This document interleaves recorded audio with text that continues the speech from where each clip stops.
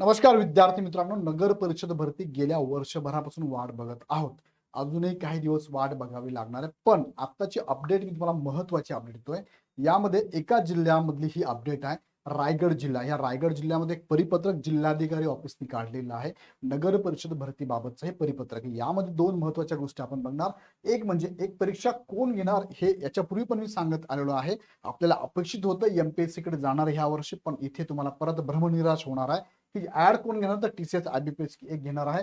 जिल्हा निवड समितीची स्थापना सुद्धा करण्यात आली. ही स्थापना कशासाठी करण्यात आली ते पण मी तुम्हाला सांगतो. आणि एमपीएससी बाबत त्या पत्रिकात काय म्हटलंय ते पण थोडक्यात बघूया. आपण तिकडे जाण्यापूर्वी तुम्हाला सांगू इच्छितो या संदर्भातली ऑडिओ एक बॅच आपली चालू आहे. रेकॉर्ड स्वरूपातली अपेक्षित असेल तर आपण बॅच जॉईन करू शकता. आता जाऊया मुख्य मुद्द्याकडे. तुम्हाला माहिती की 3138 पदांची जाहिरात येणं अपेक्षित आहे.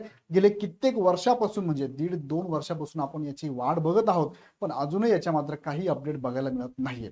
सो आता एक पत्रक आपल्या हातात आलं. त्या पत्रकात त्यांनी काय सांगितलं थोडक्यात बघूया. यानुसार तुम्हाला पाठीमागे पण विभागानुसार सांगितलेलं आहे. टोटल 3138 जागा ज्या आहेत ना त्या रिक्त आहे. आरटीआय पण टाकून झालाय. सगळ्या माहिती तुम्हाला मी दिलेल्या आहे. आता महत्वाचं जे परिपत्रक आलंय ते रायगड जिल्ह्याचं आहे. 6/4/2026 म्हणजे आजच्या डेटचं, कालच्या डेटचं हे परिपत्रक आलंय. जिल्हाधिकारी व जिल्हा दंडाधिकारी कार्यालय रायगड अलिबाग यांच्याकडे हे परिपत्रक आलेलं आहे. थोडक्यात बघूया ह्या परिपत्रकात त्यांनी काय सांगितलं. बघा, हे परिपत्रक तुमच्या समोर आहे. त्यांनी काय काय वाचलं, पहिले मुद्दे जे की मी तुम्हाला याच्यापूर्वी सगळं सांगितलेले आहे ते मुद्दे त्यांनी याच्यात टाकलेले. बघा, हे सगळे तुम्हाला मी नोटीस दाखवलेले आहे. सेवा प्रवेश नियमावली बदललेली आहे. त्यानंतर त्याचा आकृती बंद मंजूर झालेला आहे. हे सगळे मुद्दे आता कव्हर झालेले आहे. आता जाहिरात देण्यासंदर्भातली प्रोसेस आपल्याला अपेक्षित आहे आणि तीच प्रोसेस या पत्रकात तुम्हाला बघायला मिळते. बघा, त्यांनी सुधारित आदेश जो दिलाय तो आदेश तुम्ही बघू शकता. त्यात त्यांनी काय सांगितलं बघा. सामान्य प्रशासन विभाग शासन निर्णय क्रमांक त्यांनी दिलाय. अन्वय बघा, हा शासन निर्णय जो झालाय 4 मे 2022 शासन निर्णय प्रमाणे अन्वय दुय्यम सेवा निवड मंडळाच्या कक्षेतील आणि महाराष्ट्र लोकसेवा आयोगाच्या कक्षेबाहेर म्हणजे एमपीएससीच्या कक्षेबाहेरील नामनिर्देशनाच्या कोट्यातील गट ब अराजपत्रित गट क आणि गट ड संवर्गातील पदे सरळ सेवेने भरण्याबाबत एकत्रित मार्गदर्शक सूचना निर्गमित करण्यात आल्या असून जिल्हास्तरीय पदे भरण्यासाठी जिल्हाधिकारी यांच्या अध्यक्षतेखाली जिल्हा निवड समिती गठीत करण्याबाबत निर्देश प्राप्त आहेत.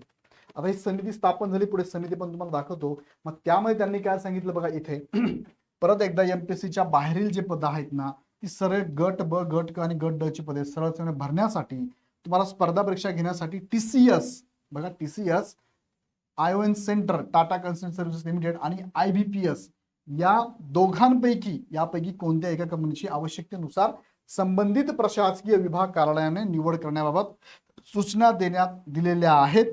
संबंधित प्रशासकीय विभाग पदभरती करताना ऑनलाईन पद्धतीने प्रत्येक पदभरती प्रक्रियेसाठी स्पर्धा परीक्षा घेण्यासाठी कंपनी बरोबर सामंजस्य करार करण्याबाबत कळविलेले आहे. हे पण कळवलेलं आहे. आणि मग पुढे त्यांनी इथे सांगितलंय की एक कंपनी तुम्हाला फायनल करायची आहे. दोन्ही कंपन्यांपैकी एक कंपनीची निवड करून त्याच्या समवेत सामंजस्य करार करून जाहिरात प्रसिद्ध करणे व तदनंतर सरळसेवा भरतीची प्रक्रिया पार पाडण्यासाठी जिल्हा निवड समिती गठीत करणे आवश्यक आहे. म्हणजे आता शेवटच्या टप्प्यावर हे आलेलं आहे.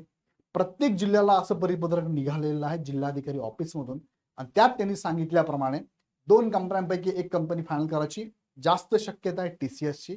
आणि त्याच्यानंतर जाहिरात बघा, हे काय त्यांनी सांगितलंय, करार करायचा, नंतर जाहिरात प्रसिद्ध करायची आणि त्यानंतर सरळ सेवा भरतीची प्रक्रिया राबवण्यासाठी ह्या सगळ्या प्रोसेसमध्ये टीसीएसला जर त्यांनी कॉन्ट्रॅक्ट दिलं आहे तर टीसीएस बरोबर इथे जी जिल्हा निवड समिती आहे ही समिती हे सगळं काम पार पाडणार आहे असं त्यांनी यामध्ये सांगितलंय. आणि जिल्हा निवड समिती जी आहे बघा, जिल्हा निवड समिती कोणती असणार आहे तर त्यामध्ये अध्यक्ष असणारे स्वतः जिल्हाधिकारी, त्या जिल्ह्याचे जिल्हाधिकारी अध्यक्ष असतील.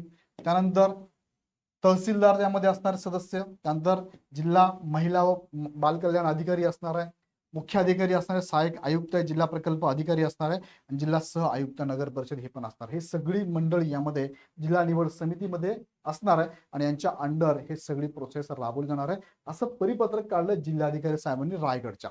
सो याच पद्धतीने प्रत्येक जिल्ह्यामध्ये सुद्धा जिल्हा निवड समिती त्यांच्या अंडर आणि टीसीएस किंवा आयबीपीएस बरोबर सामंजस्य करार करून ही जाहिरात देणं अपेक्षित आहे. यापूर्वी 2 अपडेट मी तुम्हाला दिल्या होत्या, आमच्या टीमने दिल्या होत्या की आकृतीबंध आणि सेवा प्रवेश नियमावलीमध्ये बदल करण्यात आलेले आहेत. सो आता फक्त जाहिरात येणं अपेक्षित आहे. पण जाहिरात येण्याच्या अगोदर सुद्धा रिक्त पदसंख्या त्यावेळी आपल्याला माहितीच होत्या. रिक्त पदसंख्येच्या अगेन्स्ट बिंदू नामावली करणं आणि बिंदू नामावली केल्यानंतर जाहिरात घेणं सो विद्यार्थी मित्रांनो, आता हे मी बऱ्याच वर्षापासून सांगतोय, बऱ्याच महिन्यापासून सांगतोय. बघा, हा उद्देश एकच आहे की तुम्ही सातत्याने अभ्यासामध्ये असावं. बाकी ऍड आल्यावर अभ्यास करू असे म्हणणारे पण आपल्यापैकी बरेच. सर आता जाऊ द्या, आता राहू द्या सर, ऍड आल्यावर पाहू असं पण म्हणणारे बरेच जण आहे. सो लख लागू त्यांच्यासाठी. पण तुम्हाला अपडेट फक्त मी देण्याचं काम करत असतो आणि त्या जाहिरातीमधल्या महत्वाचे मुद्दे पण तुम्हाला मी सांगत असतो. पण आता जाहिरात येणार आहे, तर तुम्हाला माहिती आहे नवीन इकॉनॉमिकल इयर पण चालू झालेला आहे, एज्युकेशन इयर चालू झालेला आहे, इकॉनॉमिकली म्हणूया आपण त्याला. ह्या नवीन वर्षात काही डॉक्युमेंट सुद्धा अपडेट करावे लागतात. तुम्ही त्यामध्ये मोडत असाल तर डॉक्युमेंट मात्र तयारी करून ठेवा. जाहिरात अपकमिंग जाहिरात खूप मोठ्या मोठ्या आहेत. फक्त आता किती वेळ लागतो हे मात्र मी सांगू शकत नाही. अंदाज घेऊन तुम्हाला मी माहिती देत असतो. स्वतः मी त्या खात्याचा मंत्री असतो, तुम्हाला पक्क सांगितलं असतं, पण सध्या तिथे जर मी जाऊ शकत नाही. सो जेवढी माहिती माझ्यापर्यंत तुमच्यापर्यंत पोहोचवतोय. बघा, अपकमिंग जाहिरात तलाठीची पण आहे, अपकमिंग जाहिरात नगर परिषद पण आहे, अपकमिंग जाहिरात ग्रुप बी आणि ग्रुप सी ची पण आहे.